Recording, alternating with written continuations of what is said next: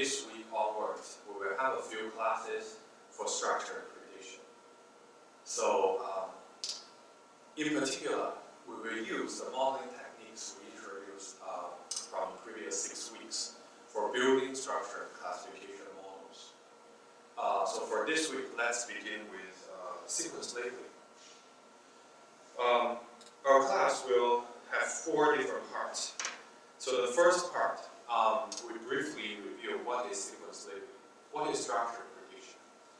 And the second part, let's discuss one generative model for sequence labeling, hidden Markov model.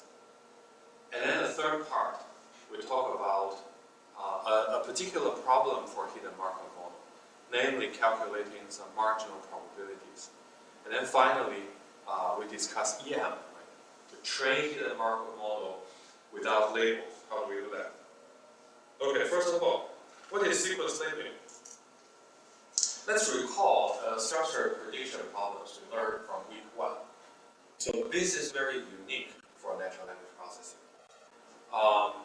Such problems has an output that consists of smaller structures. So the output is not a simple class label, but a structure with intercorrelated substructures. So, for example, I show you one constituent tree, right? So where you have hierarchical phrase structures. And I show you a dependency tree where you have the word-word correlations. And note that these hierarchical structures, they are correlated. Namely, if you change a part of this structure, the other part will also change. Right? So you can't, in principle, predict the substructures independently. They are intercorrelated. Not only tree structures, but sequence structures such as morphological analysis, part of speech tagging, etc. So for all these problems, the output are structures because the labels are interrelated with each other. In fact, if you think about generating a natural language sentence, it's also a structured prediction problem because subsequent words will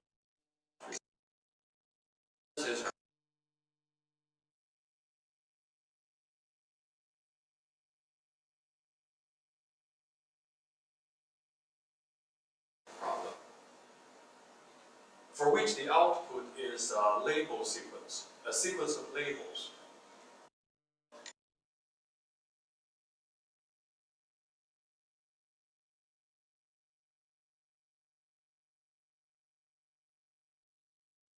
Sequence of labels.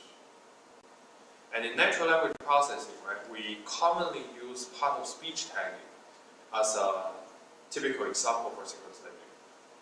So the task is to assign a part of speech to each input word, such as nouns and verbs and prepositions. Right?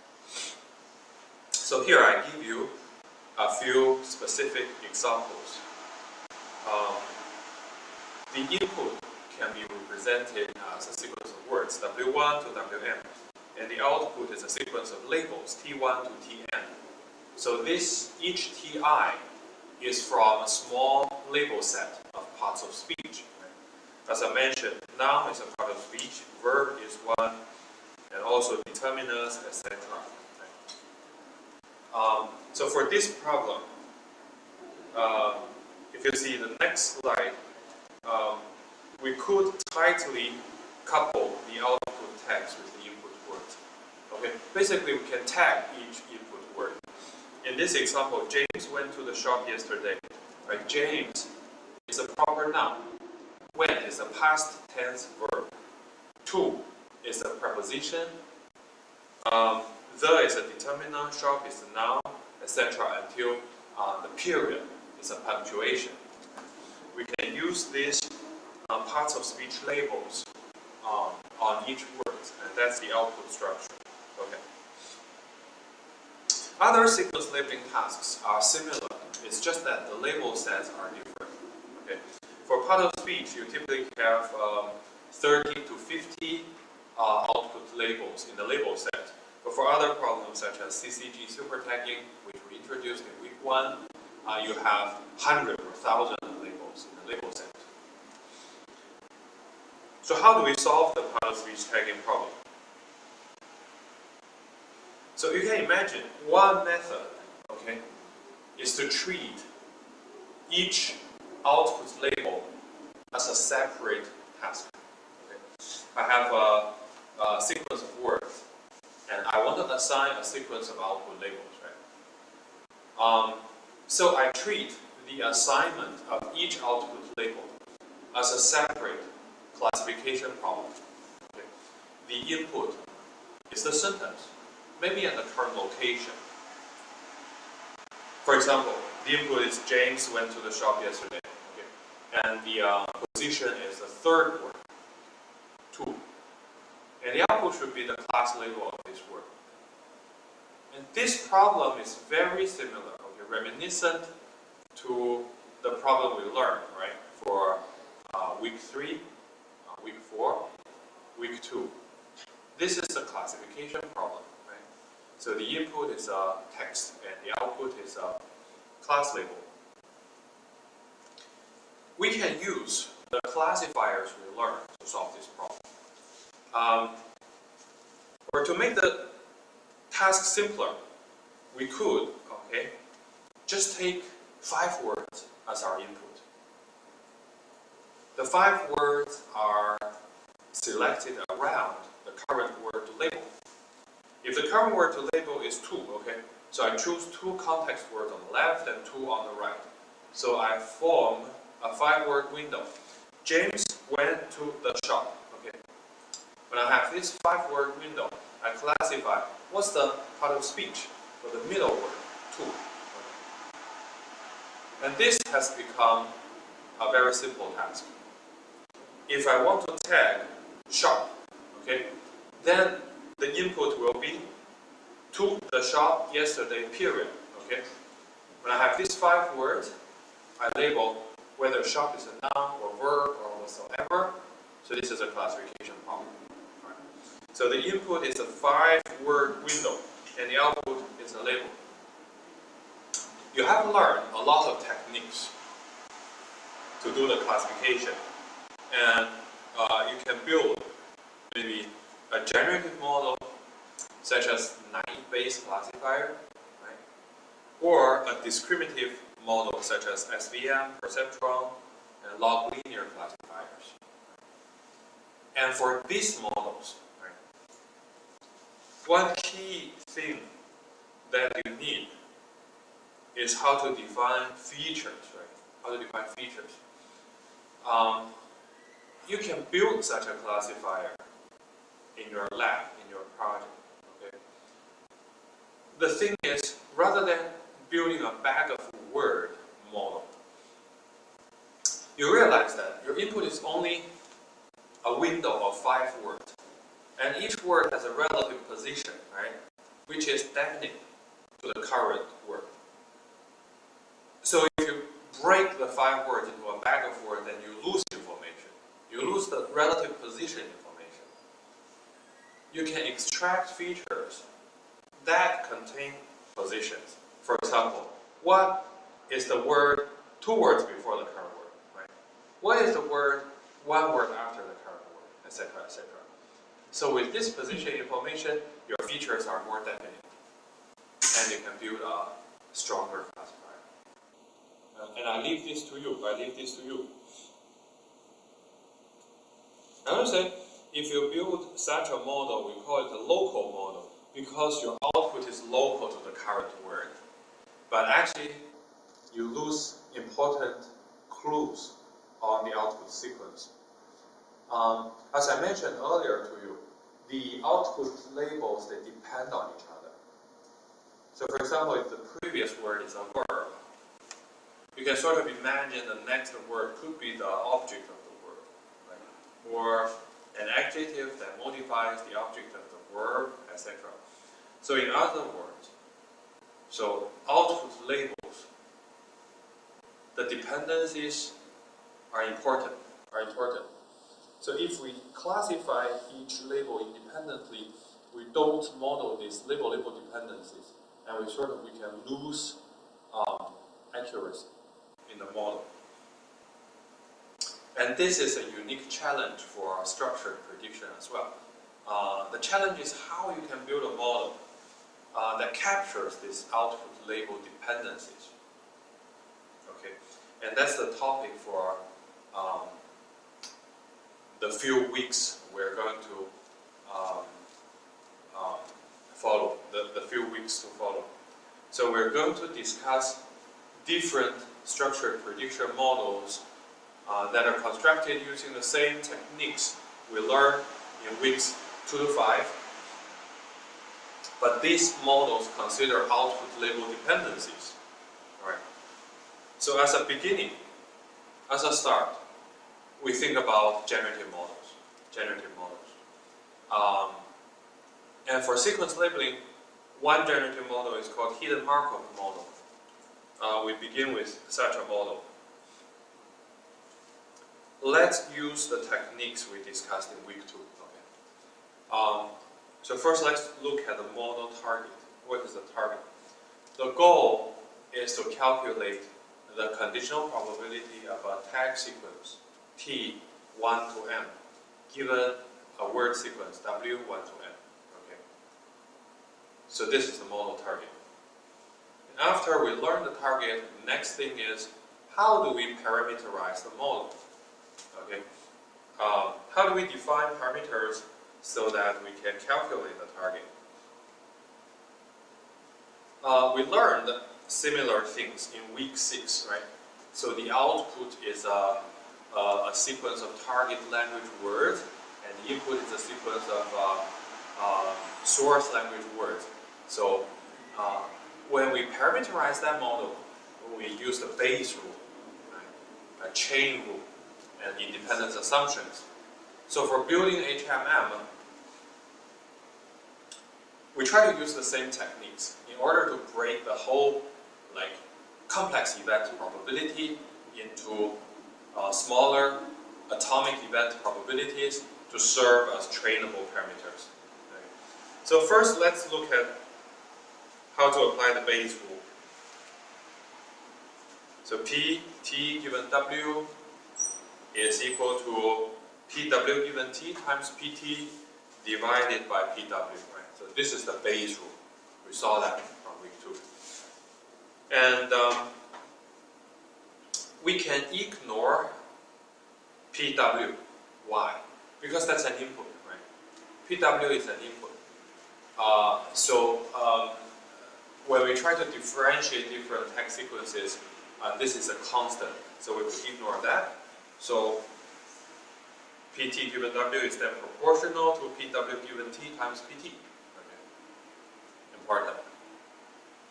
So these two components, actually they end up with being the joint probability, PW and T. Right? So this is again the conditional probability definition. Right?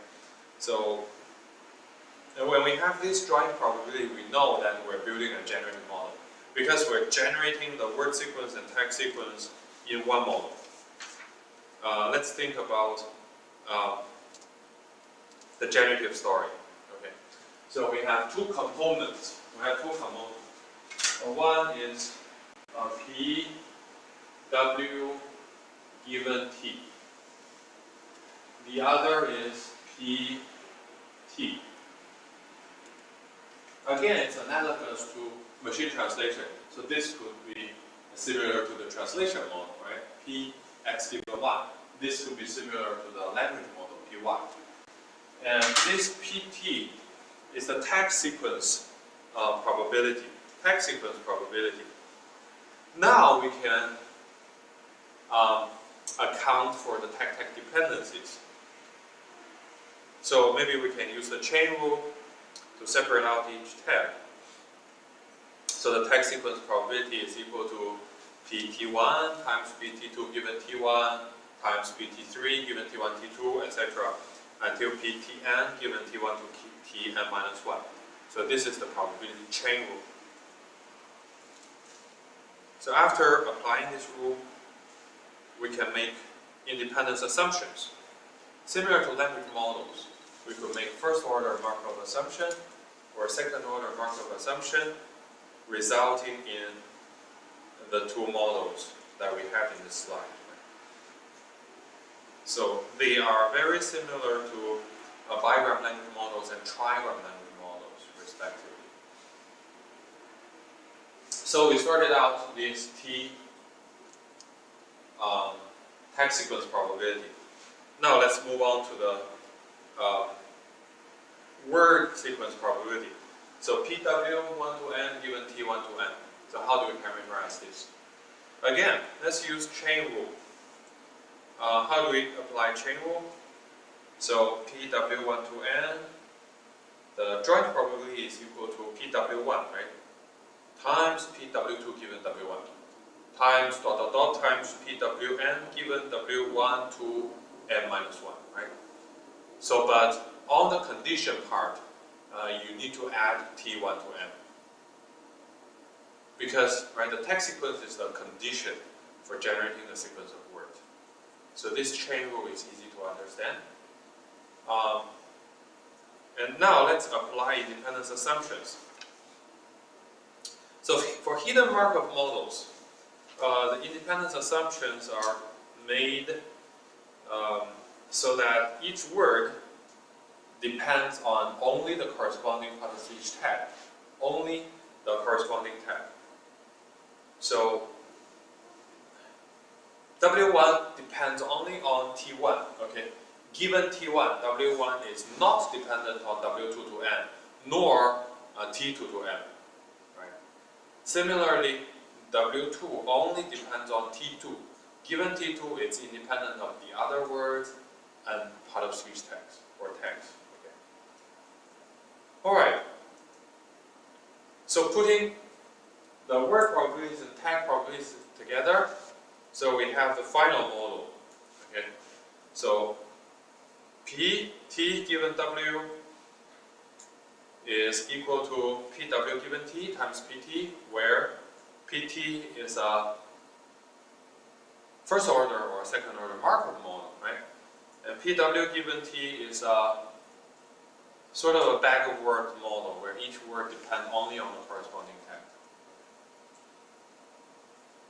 Alright, so we could reorganize these two types of probabilities and put the similar terms together at each position. So let's summarize the first order model. First order model calculates the tag sequence probability by multiplying some probabilities at each location. Okay. At location I, the tag probability is calculated as PTI given TI minus 1. So this comes from the tag sequence probability, right? This is the parameter, the tag sequence probability, and times PWI given TI. So this one comes from the word probability. So this is the first order model. A product, I equals to 1 until n, right? PTI given TI minus 1 times PWI given TI. For the second order model, only the tag term changes. The word term stays the same, right? So it's a sequence, it's a chain of product, where at each location you have PTI given the previous two tags, and PWI given TI, right? So this is the first order and second order hidden Markov model. So now we parameterize the model. So let's draw a picture. What's the generative story? Alright, so we generate a sequence of tag and a sequence of word by first generating a sequence of tags. Okay. First picture, let's generate a tag sequence. So this is the first order case where each tag depends on only the previous tag. Right? And then after we generate the tag sequence, we generate the word sequence by generating each word according to the corresponding tag. So then we have the second picture. So this is the generative story for hidden Markov models. And in this picture, we have two types of conditional dependencies. So the tag dependence is called the transition probabilities. Transition probabilities. And the tag word probabilities are called the emission probabilities. Okay. So why is it a hidden Markov model? The basic idea is we only see words, okay? When we read documents, we only see the word sequences. So the tag sequences are hidden. They are hidden variables. We learned hidden variables last week. Why hidden Markov model? Because the tag probabilities, they form a Markov chain. The independence assumptions make a Markov chain. So it's a hidden Markov model. Okay. Now, all that we see are the word sequences. How do we train the Markov model with hidden variables, right? Well, we could use EM by regarding all the tags as hidden variables. But before we go to EM algorithm, we need to talk about the supervised learning algorithm, which means we have human annotators to label the tag sequences manually, okay? So that we end up with a set of data where each instance consists of a sequence of words and a sequence of part of speech. Okay, they're labeled. So we can train a hidden Markov model when the hidden tag sequences are labeled. We have gold data. How do we train them?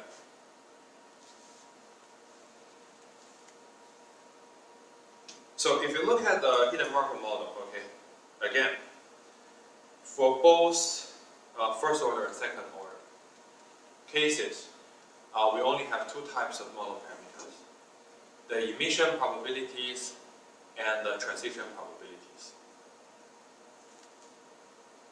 Right? So each type of probability can be estimated by using relative frequencies over a set of data. So let's take emission probabilities for example. Alright? So when you have a set of labeled data, you want to calculate the probability of a word given a tag. What do? You just count, right, the total number of times you see the word associated with the tag, and you divide this number by the number of times you see the tag in the data set, right? This is relative frequency. Why is that so? We learned in week 2. For this kind of probabilities, maximum likelihood estimation ends up with relative frequency calculation because it's a categorical distribution. Okay. The same can apply to transition probabilities, which are listed in the bottom row. Relative frequencies, you're so familiar with them already, right? They're analogous to n-gram language models. Of course, you can do backoff and smoothing to ensure that there are no zero probabilities during your test time. So, given that, let's think about testing. So now suppose that we have a hidden Markov model already, and we're given a sequence of words. We want to calculate the label sequence probability. This is testing. For classification problems, what did we do? For classification, we enumerated all possible output classes, right? Sports, technology, politics, etc. We enumerate each class label, and we calculate the model probability for that class label. And then in the end, we compare, right, the probabilities of different labels. That's what we did for classification. But this seemingly naive method doesn't quite work for sequence labeling. The reason is the number of sequences, right? The number of label sequences they are exponential to the input size. So if there are L labels and the sequence size is n, the number of label sequences is L to the power of n, right? So imagine L is 50, n is 100. So given a 100-word sentence, you have 50 to the power of 100 label sequences. Oh, that's a lot. And your algorithm class tells you that this is exponential, and it's not polynomial. And you cannot find the most probable tag sequence by brute force enumeration because the algorithm is intractable. So how do you do that? So our idea is, if we cannot enumerate everything, right, could we find the highest scored sequence in polynomial time in a clever way?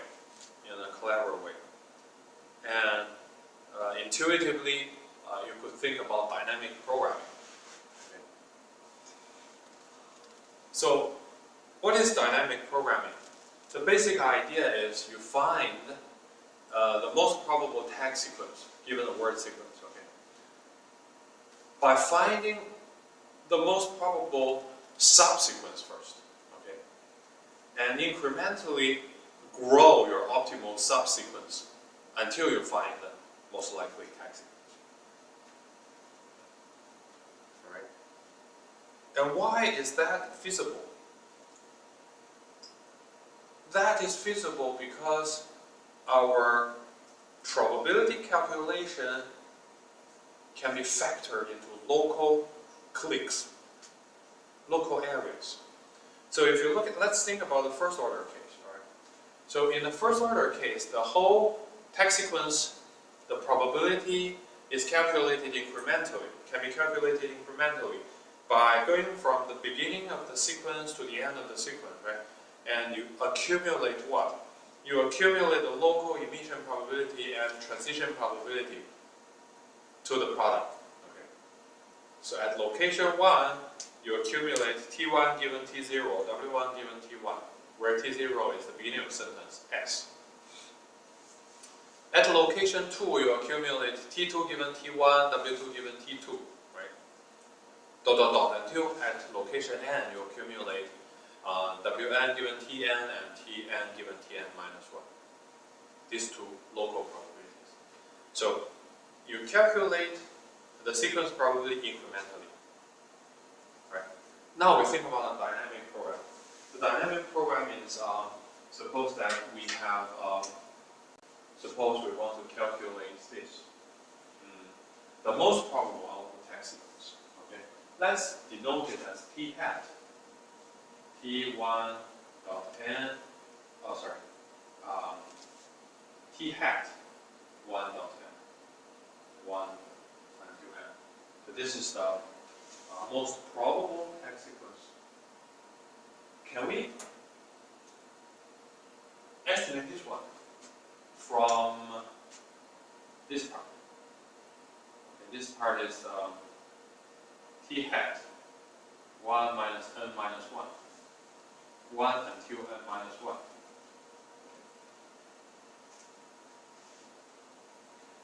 Can we do that? If we know, okay, the highest scored tag sequence from 1 to n minus 1, can we then know the highest scored tag sequence from 1 to n? Can we? So what's the correlation between this one and this one? So the probability of this one is equal to the probability of this one times P T hat n given T hat n minus 1 times P Wn given T hat n, right? So this T hat means the tag in this optimal sequence, right? So if we know the highest scored sequence until n minus 1, and we use these probabilities, right, to multiply its probability. Can we find the highest scored whole sequence? Okay, so in other words, if we know this sequence, right, then the only variable is the last tag, right? So we try to compare different tags here. We enumerate the different last tags, okay?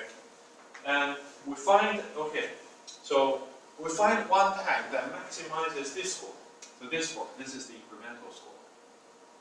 We find sort of a Tn that maximizes this score, okay? And we multiply this score to this sequence probability. Do we have the highest probability sequence? You immediately realize, no, it seems not the case, right? This is complicated because my score here depends on this guy, right? This guy. If we find the highest scored sequence until n-1, okay, we're not sure whether there is a maybe suboptimal sequence, okay, right? We're not sure whether there's another t prime 1 minus 1 till n-1, right? And this one, when assembled with some score here, okay, so p t hat n given t prime n-1, p wn given t hat n. This thing, okay, we might fumble out something, right, from the parameter space, where something, okay, this thing has a lower probability compared to this thing. But this incremental part overweighs this incremental part, okay, which makes this whole sequence more likely than this whole sequence. It's completely possible, right? Completely possible. And the key is that the incremental part has the t n-1, right? So this is something we can't control. If we know, okay, if this incremental part has nothing to do with this t n-1, which means it has nothing to do with something inside this optimal problem, then the incremental part will decide this optimal problem leads to this optimal problem. Okay? We can prove it. You have an exercise to prove something similar. But if the thing depends on something inside it, then we cannot make it a black box. We have to make it transparent. Right? So how transparent we need to make it? As long as we expose this last tag, I think we are fine. Right? In other words, okay, let's expose the last part. We say, we take a step back. We don't simply store the highest scored tag sequence until a position, but we store the highest scored tag sequence that ends with a location while its last tag is equal to a particular tag. So this is what we store, okay? So we make the key transparent, right? So what we're trying to do, I am trying to store, okay? I'm trying to incrementally store the most probable tag sequence where the last tag is a particular tag, t. Okay. So this t could be noun or verb or adjective or everything. Okay. So now, rather than storing one single sequence, okay, we draw a table of a lot of different sequences. The last tag is noun. The last tag is a verb. The last tag is a dot. Okay? So we store, let's imagine we have this most probable tag sequence until n minus 1, right? Where the last tag is each of these tags. Okay. Then can we find the most likely tag sequence? Maybe we can, right? So we know we already got the highest scored tag sequence that ends with each particular tag. Okay. Among all the tag sequences that end with NN, we already know which is the highest scored one. Then what can we do? Then we could try to find, okay, we try to enumerate different last tags. Okay, the last tag could be noun, could be verb, could be dot. Okay, and from this part to this part, what is the incremental part? P, Ti given, okay, Tn given Tn minus 1, P, Wn given Tn. Everything is under control now. Because this is Tn minus 1, this is Tn, right? So from here to here, for example, from Nn to Nn, when Tn minus 1 is Nn, Tn is Nn, we only need to multiply the probability of this best sequence by this incremental part. We know this, when we add an Nn to this sequence, we get a new probability, right? When we add an Nn to this sequence, okay, we only need to change this thing to VB. Then we know this probability, right? Similar here, when we add an Nn to a dot, okay, we have full control. Okay, this is already the best subsequence. Then we add an incremental part. We have, okay, then we have the score. When we add an Nn to all these different tag sequences, okay, what are the score we get? Okay. Similarly, we can try to add a verb to all these different kind of tag sequences. We know what score do we have. Okay. Then we try to add all different ending labels, okay, to all these best subsequences, and we immediately know, okay, which one is the most likely, right? And then we're sure that one is the most likely tag sequence. That one must be the most likely tag sequence. Why? Because all these ones we already assume are the most likely subsequences, right? Among all subsequences that ends up with a particular tag. Okay. Then we know after we add another tag, we get the most likely whole sequence. Okay. All right.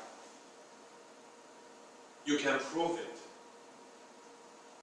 You can prove that we get the optimal sequence. How do you prove it? You do the exercise. I give you a hint. You prove by contradiction. Suppose you don't have the highest order sequence, then what can happen? You can prove that this must be the highest order sequence. So in other words, we now found a way to incrementally find subsequences. Okay? The subsequences that we try to find are the highest scored subsequences among all subsequences that have a particular size and that end up with a particular tag. Okay?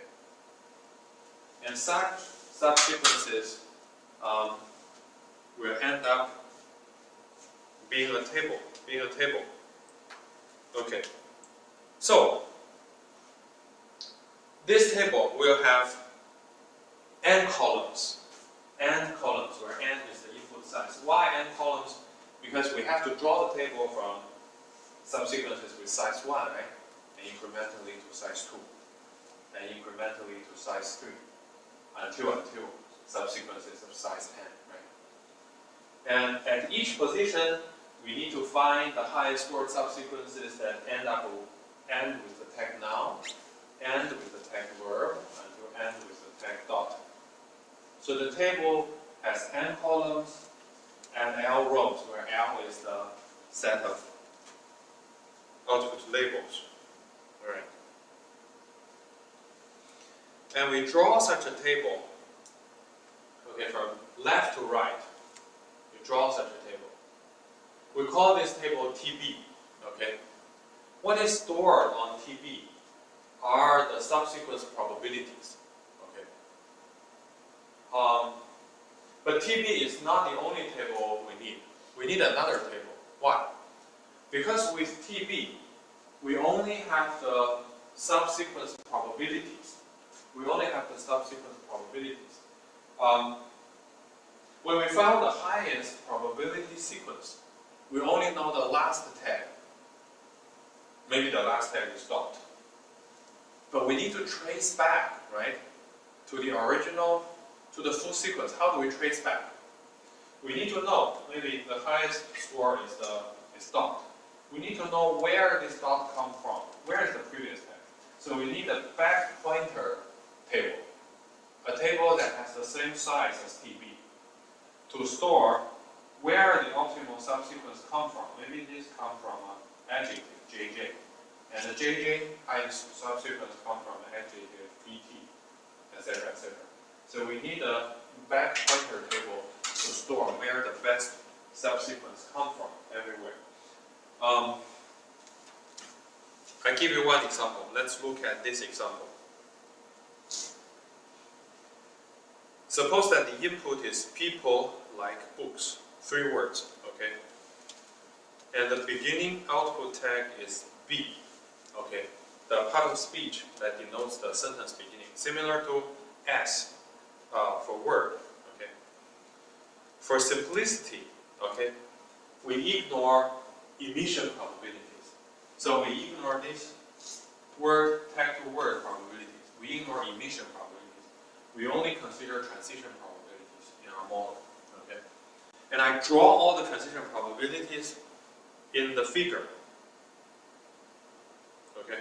For example, from the beginning to the sentence to now has 0.9 probability. P now given beginning of the sentence is 0.9. P verb given the beginning of the sentence is 0.1. Okay? So I draw everything in the figure. And also for simplicity, let's assume that we only have 2 tags in addition to B, namely noun and verb. So we greatly simplify the size of this table. Okay? Only 2 rows. Only 2 rows. And we ignore the emission probabilities. Now I'll show you how to draw the table. So the table has L rows and N columns. Without losing generality, let's assume that column 0 is the beginning of the sentence, and it has probabilities of 1. Okay? It doesn't have back pointer to trace, so we fill now to the BP table on the first column. Okay. Let's move on to column 1, namely the second column. For the second column, we need to store, okay, the highest, the most likely tag sequences that has 1 tag, okay, 1 tag, or only considers 1 word, people, okay. And we need to consider the best scored sequences that end up with a noun or a verb as the last tag, okay. And it turns out that this column is easy to fill, because we only need to compare the transition probabilities from B to noun and from B to verb, right? So we fill each to the respective column, and we end up with 0.9 in the noun cell and 0.1 in the verb cell, and we're done. What about the back pointer? For both cells, for both nouns and verbs, we come from B, so the back pointer has B in each column, in each row.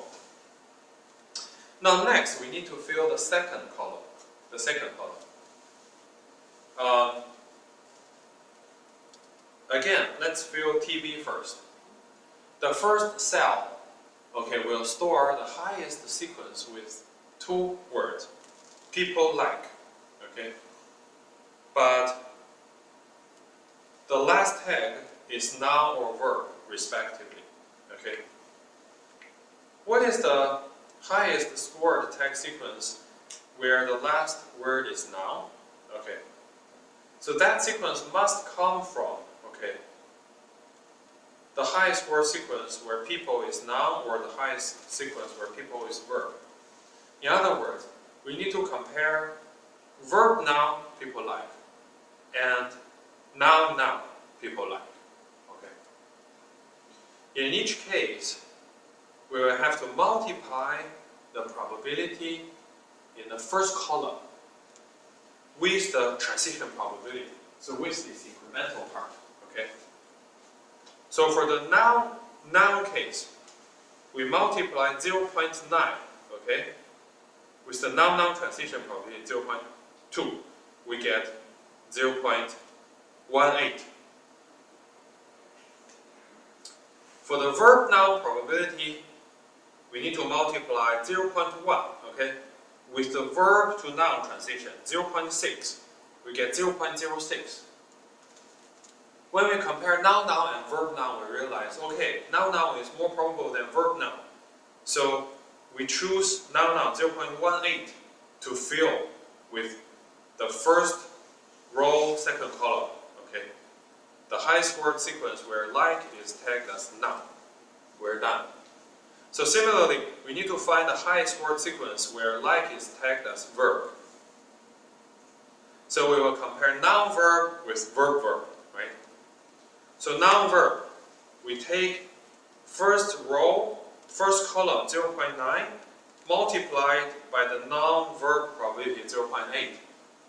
It ends up with 0.72. Okay. What about verb verb? We take the first row, first column 0.1 multiplied by verb verb transition 0.4. We get 0.04. Okay, smaller than 0.72.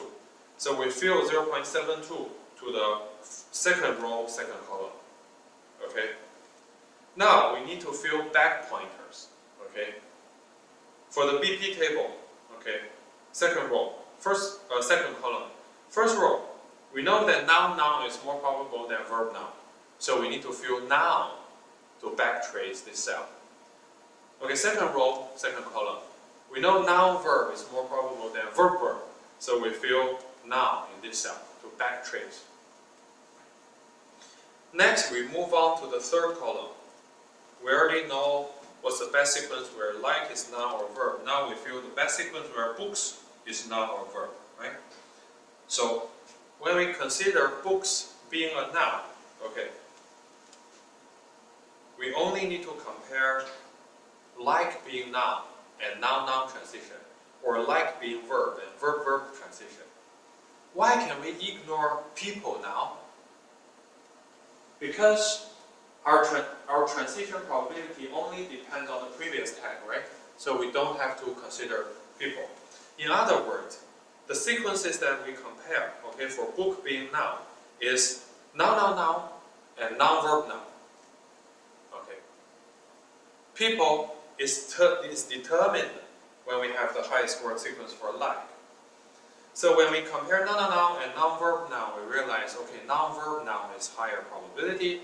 So we fill the total probability to the TB cell. And we fill the back tracer. Now we need to trace back to verb, right? So we fill verb to first row, third column in the BP table. And similarly, when we fill the verb row for books, we need to compare noun-noun verb and noun-verb verb. Okay. So we take the two cells from the second column and we multiply them by the transition probabilities respectively, and we find that noun-verb verb is more probable than noun-noun verb.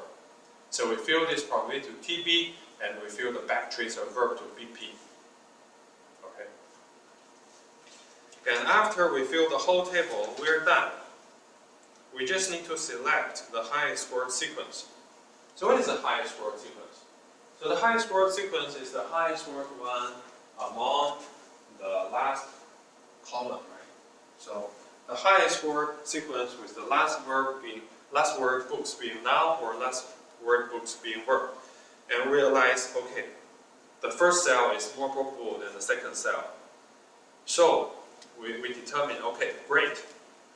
So cell 1 column 3 is the most likely sequence. The probability is written in TB. But now we need to recover the full sequence. We need to know where we came from. It's fortunate we have BP. So we look at BP table. Okay. So when books is a noun, the back pointer shows verb. Okay. So we have like being a verb. Then we go to like being verb cell in BP. When like is a verb, the back pointer is people is a noun. We move back to people. Now we look at the people being noun cell in BP. It has B, okay, beginning. So we are done. The most likely text sequence are circled in the BP table. So it's noun, verb, noun. We found the most likely sequence. So what is the time complexity of this algorithm? This algorithm, okay, because we fill a table with n columns, right? And L rows, so L times n. When we fill each cell, we enumerated all the cells in the previous column. So it's L square n. So it's the complexity, right? So L square n is the time complexity. Space complexity, 2L times n table. And this algorithm is called the Viterbi algorithm. Its pseudocode is written in this slide, but it's also in the textbook, which you should read. Okay.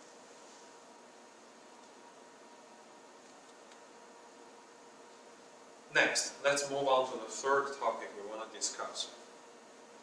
Finding marginal probabilities. What is the marginal probability? Okay. So first of all, let's look at the hidden Markov model again. So we learned, okay, it's parameterization. It's a generative model. We define a generative story. We learned how to train a model by maximum likelihood estimation using relative frequencies. And we learned how to find the best scored text sequence given a word sequence in the model.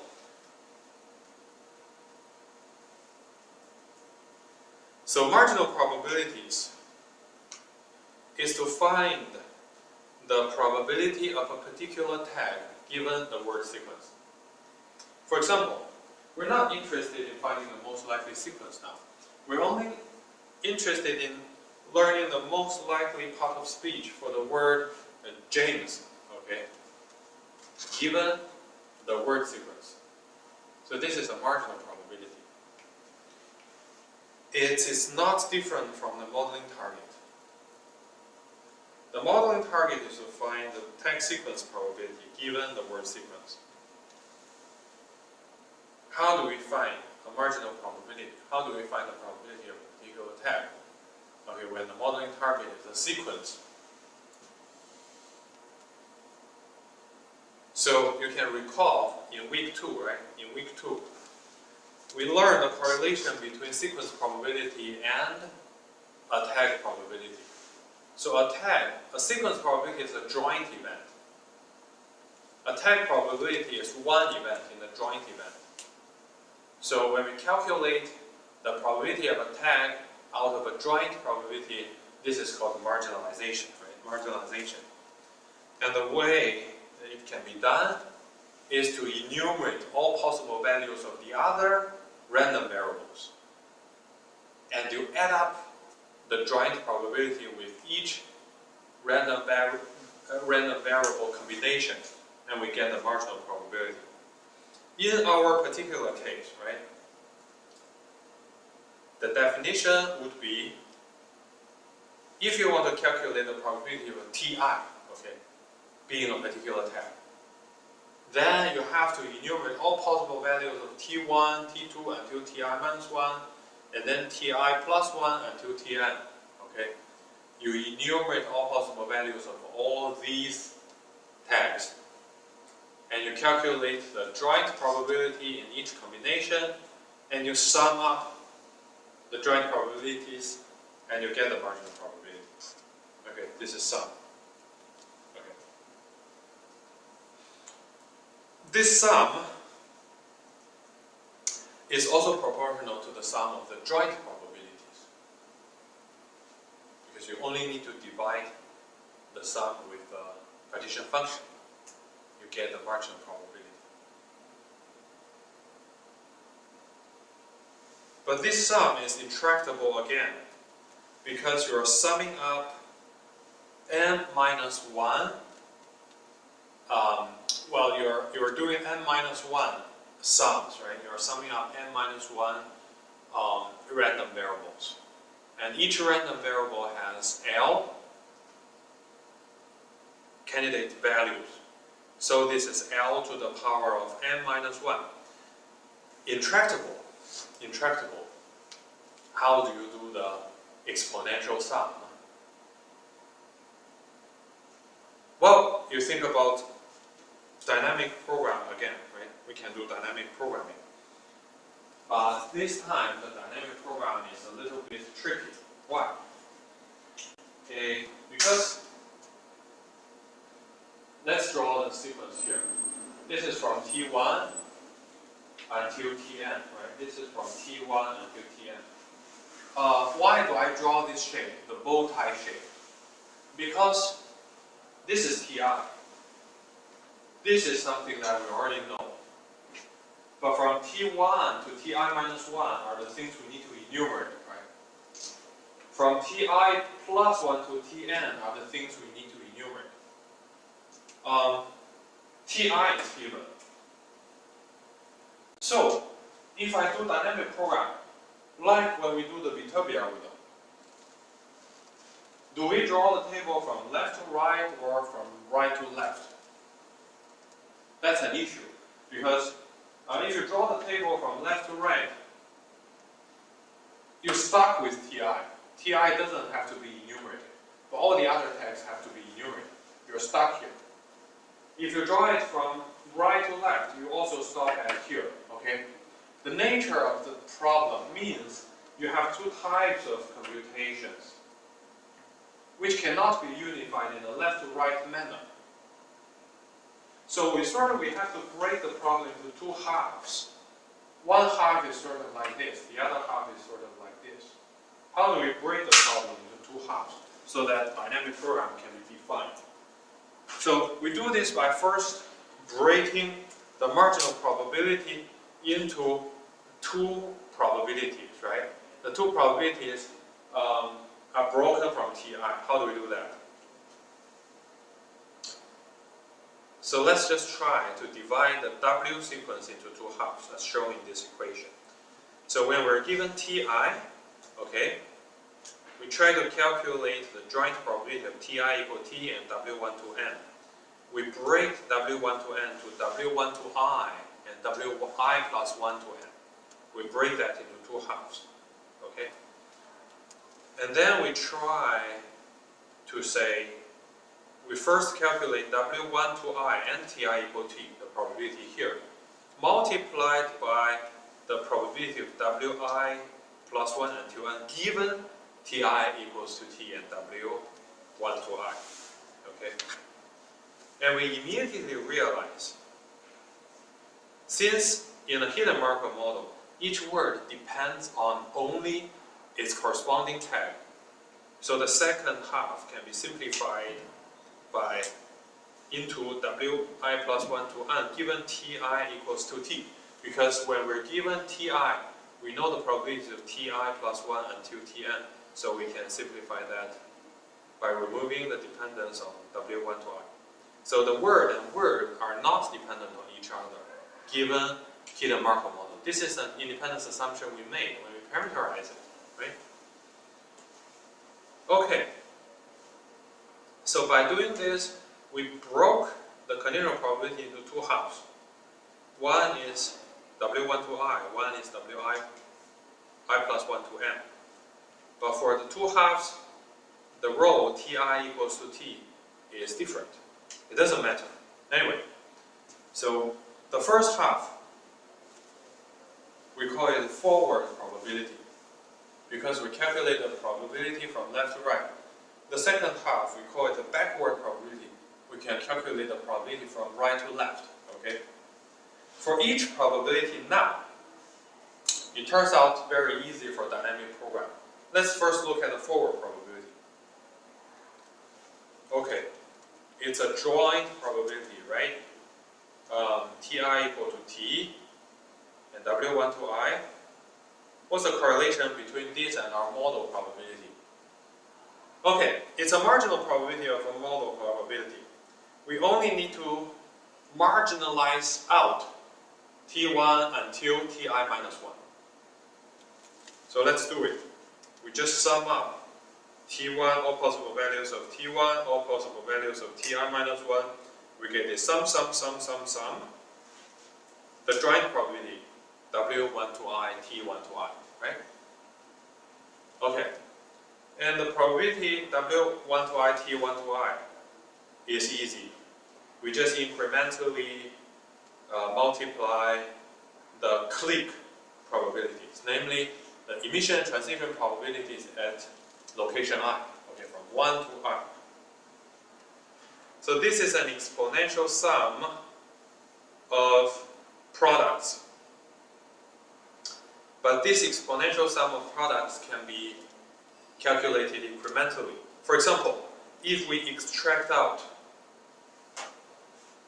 the last product, namely Wi and Ti, we have a sum of Ti minus 1 belonging to L, right? Pwi given Ti times Pti given Ti minus 1 times another exponential sum. And you realize, okay, this other exponential sum has the same shape as the total exponential sum we try to calculate. If we denote what we try to summarize, sum up as alpha Ti, okay, then we realize alpha Ti is equal to the sum of T prime, alpha T prime I minus 1, times this incremental part, transition and emission probabilities. Okay. This is very similar to Viterbi, right? We found an incremental way to calculate the sum, just as we found an incremental way to calculate the max. Okay? So the same dynamic program can be used, where we draw a table for alpha. Okay? Alpha has n columns and L rows. Right? Why n columns? Because we have I to fill from n to n. Why L rows? Because we have T to fill. Right? From n to verb to period. So alpha Ti is a table of n times L. How do we fill the table? Let's again use people like books as an example. First, we fill alpha B0. It's a probability of 1. Then when we fill the first column, we enumerate noun and verb. Right? In each case, we just multiply the incremental part. And then we fill the second column and the third column. And in the end, we got the marginal probabilities alpha for everything, for every n and I, for every I and t. And this is the pseudocode. We call this the forward algorithm. It's in shape identical to the Viterbi algorithm. Only that Viterbi finds the max, but forward algorithm finds the sum, right? Viterbi compares different things, but forward algorithm sums different things. The only difference. Forward is like Viterbi. So now let's look at the backward part. It calculates Wi plus 1 to n given Ti equals to T. Okay? Let's call this beta Ti. Beta Ti. So beta Ti is again a marginal probability. What does it marginalize out? Let's turn it to the model probability. It's Pwi plus 1 to n Ti minus Ti plus 1 to n. Okay. The model always calculates the joint probability. So what we have here is the marginal probability for words. So what do? I summarize out all possible tag value combinations, right?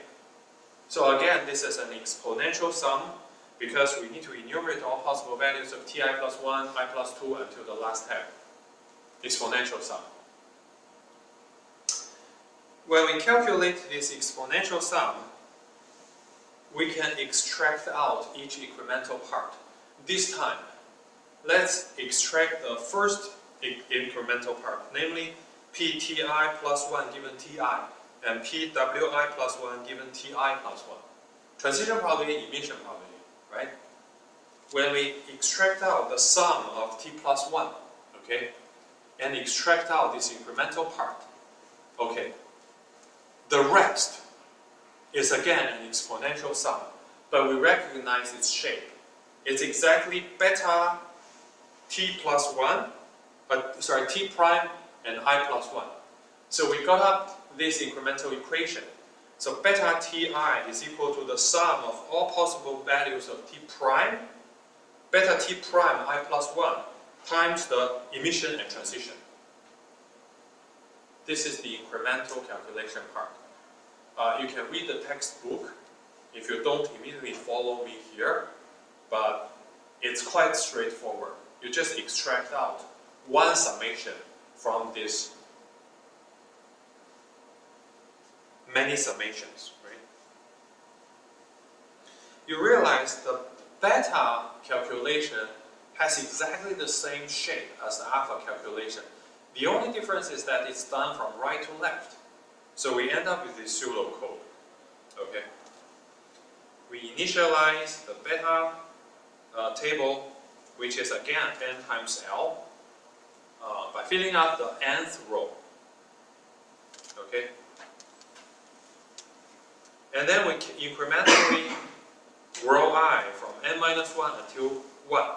And we enumerate the columns, we fill the cells, and we end up with the beta values.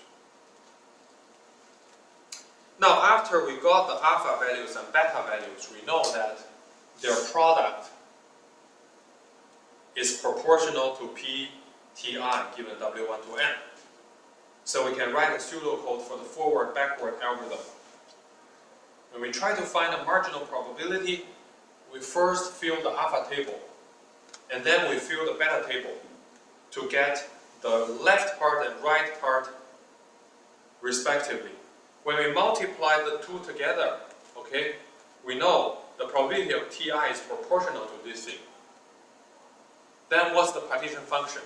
How do we normalize them into a probability? That's easy, because the number of tags is only 50, right? So we just sum up the probabilities, or we just sum up the scores for every tag, and we divide the score of each tag by this sum. Then we know the resulting score adds up to 1, so that's a probability that we can do it. So this pseudocode shows you how to do that. You have a variable total, right?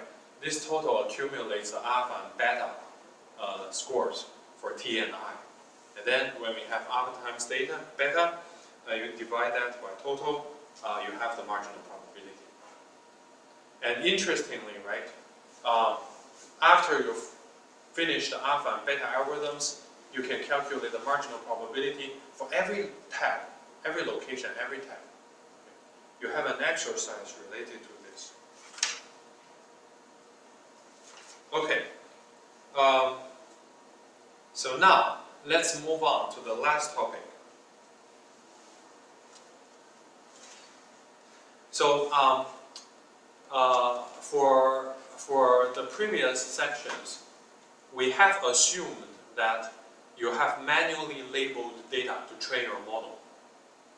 But Hidden Markov Model assumes that the label sequence is not observed. So in other words, we have to deal with situation where we don't have labels for the tag sequence. How do we train our model? Okay. We can use EM, which we learned last week, to this end. Now let's recall EM. For EM, right, this tag 1 to n is the hidden variable. This W1 to n is the observed variable, right? What is the model probability?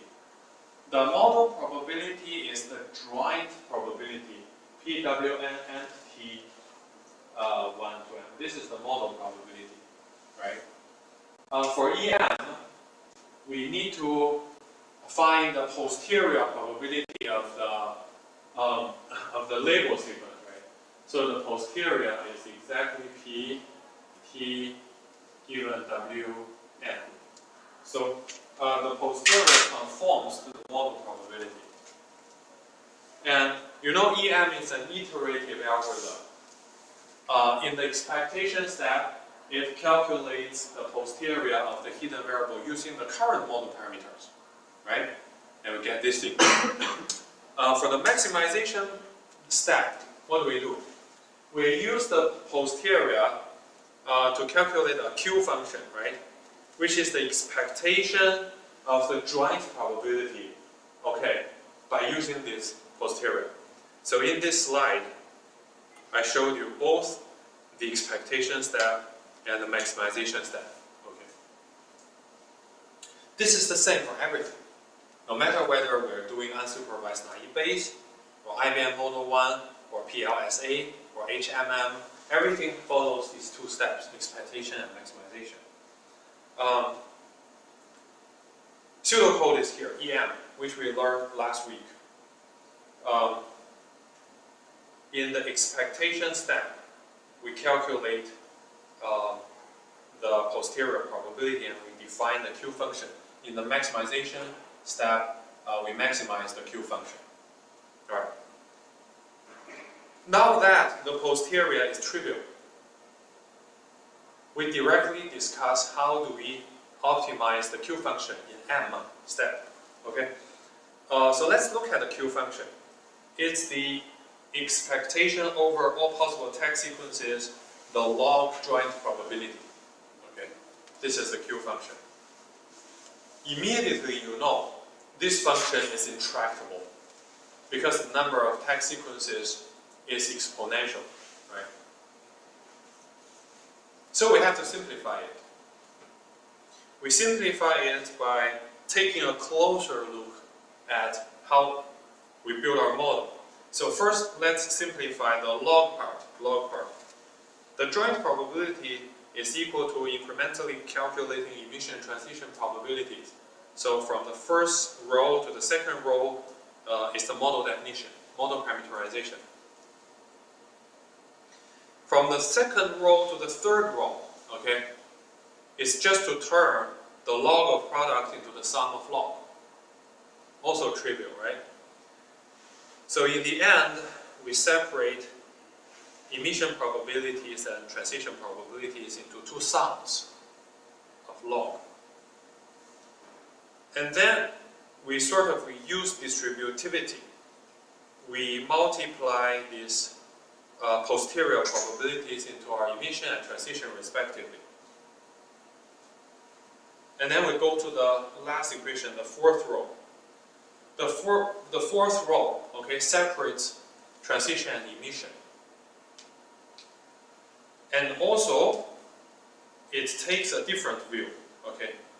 Rather than summing I from 1 to n, accumulating these probabilities, it sums these probabilities by enumerating all possible words in the vocabulary and all possible tags in the tag set. This we also saw last week, right? So one is the data instance view. We need to scan from left to right, the data instance. One is the tag set view. We scan by enumerating all possible words and tags. What do we sum up? When we enumerate all possible words and tags for emission probability, we need to, okay, multiply log PW given T, this emission probability, by the number of times we see this probability in the sequence, right? Now, we need to scan through the tag sequences, where the tag sequences are enumerated, T1 to n, when we're calculating the expectation. When we enumerate each tag sequence, we need to count the number of times this word and tag pair exist in the tag sequence, right? So then we scan from 1 to n. We say if Ti is equal to T, and wi is equal to w, we add 1 to the count. Okay? So we use two delta functions, delta tit and delta wiw, to calculate the count. So the first row here, okay, does the summation for the emission probability, right? So the thing is to scan through each possible tag sequence and calculate how many times the word tag pair W and T exists in a tag sequence. And we accumulate this log probability. The second row here scans through all possible tag sequences and accumulates this emission the transition probability. Okay. This is the summation. Why do I do this? Why do I take the enumeration from the text set perspective? This is because when we calculate this expectation, okay, it's easier. Why is it easier? What is this? This is like we have a location fixed, location I, right? And we're trying to find an expectation over all possible tag sequences, whether this location has word W and time T. Okay, so this thing can be calculated efficiently. This thing is exactly a marginal probability. Okay? When we calculate the expectation of all possible tag sequences where the current location is T, okay? We are accumulating joint probability sequences by fixing the current tag. And by definition, this is exactly what we had just now, the marginal probability of tag T. Okay, so the marginal probability of one tag, we call it gamma IT. Okay, so Ti being T. It can be calculated using the forward-backward algorithm. Okay, so this is repeating what we had just now. But we also had the second row, right? We call it psi.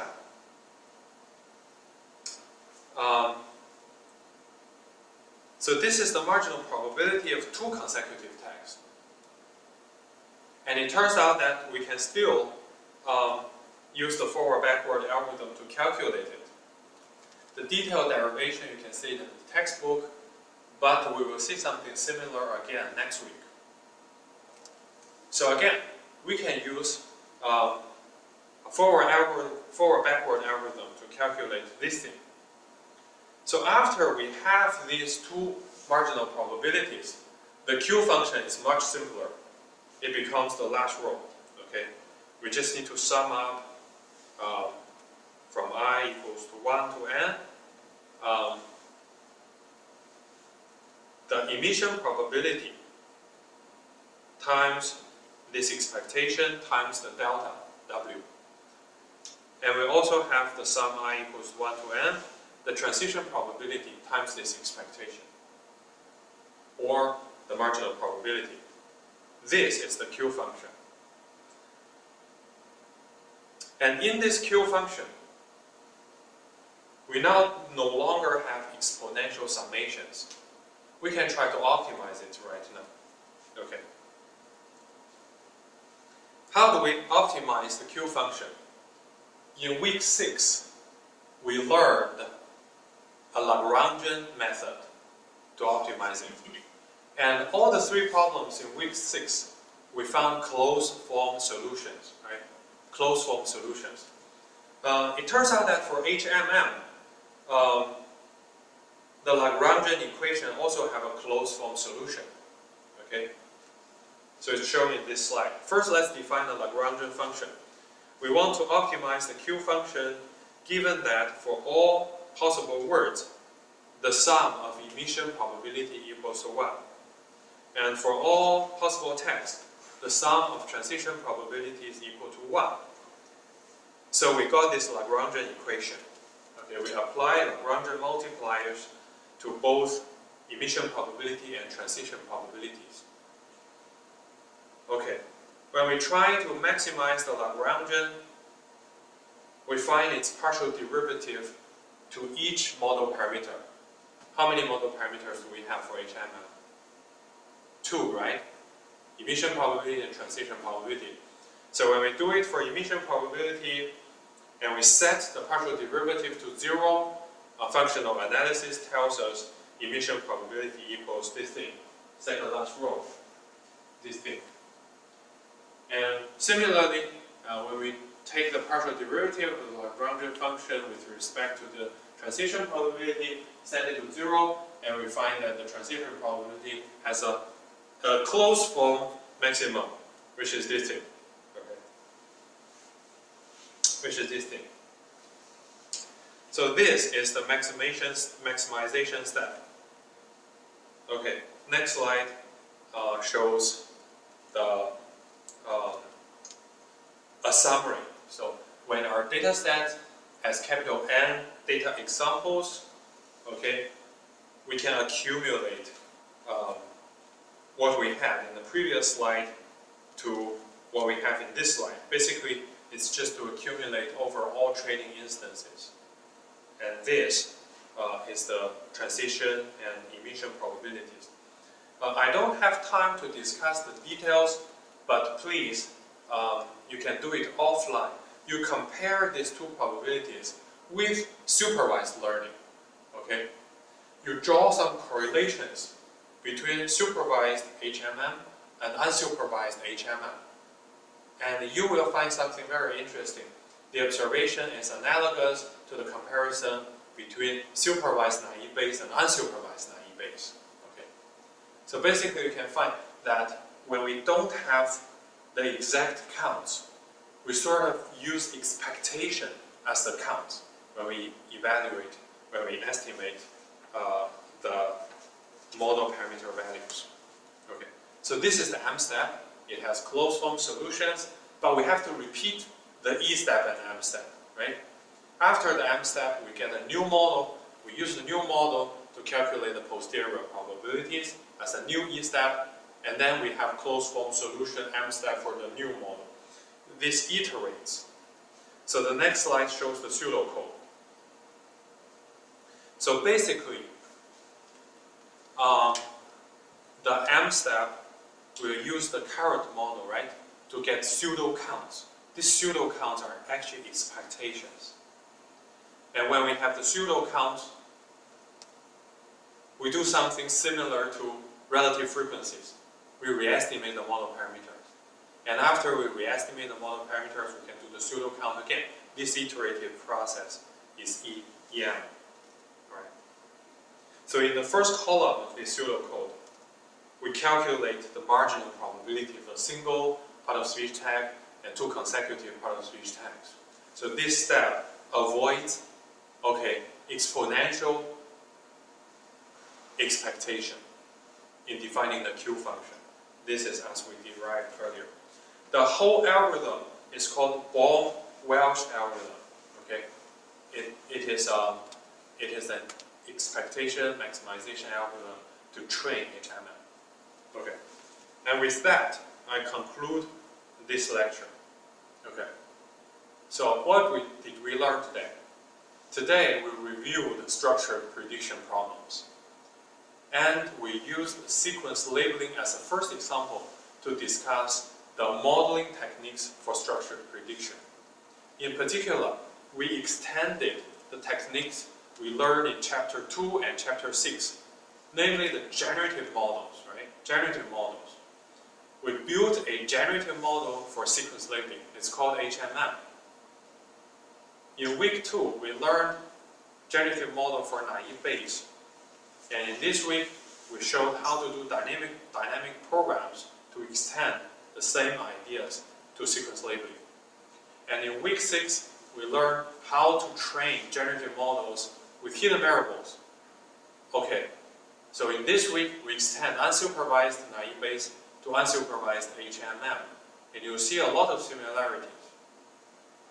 The only difference is because sequence labeling has exponential outputs, so it's intractable. So we learn dynamic programs to tackle this intractable issue. Okay. So next week, we will move on to discriminative models. We will extend the techniques we learned in week 3 and week 4 to sequence labeling. We will see how dynamic programs will be built for solving these issues. Okay, see you next week.